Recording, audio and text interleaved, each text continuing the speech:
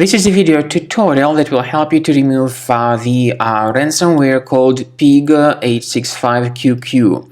My video, though, is solely for the educational purposes. I am not related to this ransomware and I am not promoting the ransomware. In the video, I will just show you the negative impact of this ransomware on the files and will give you some recommendations on how to possibly recover your files. So before the ransomware's attack, you are definitely able to open your files without troubles, including pictures, music, Microsoft Office documents, and other data. But this is what happens after the ransomware's attack. You try to open this specific file and you get this message indicating that Windows can't open this type of file with this particular extension. Pig865qq. The ransomware also reveals this ransom note. Of course, you should not do what the ransomware tells you to do.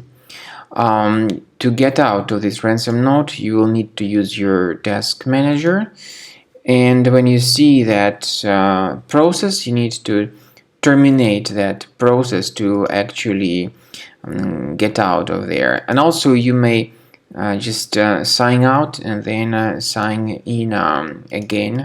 This might help you. You definitely need to do something to remove this ransomware.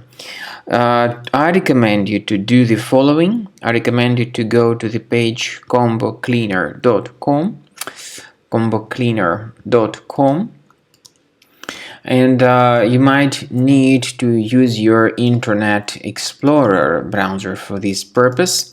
So through Internet Explorer, go to the page combocleaner.com, download the software, install the application, and then start carefully researching your computer.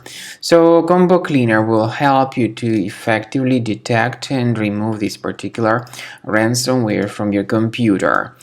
The software is initially in the trial mode, so only quick scan option is available. You need to click on this Start Scan button, and it will first of all update its anti-malware database, which is definitely essential for proper detection and removal of any malware. At the end of the scan, you will see the summary of the threats. I recommend you to consider upgrading to Premium.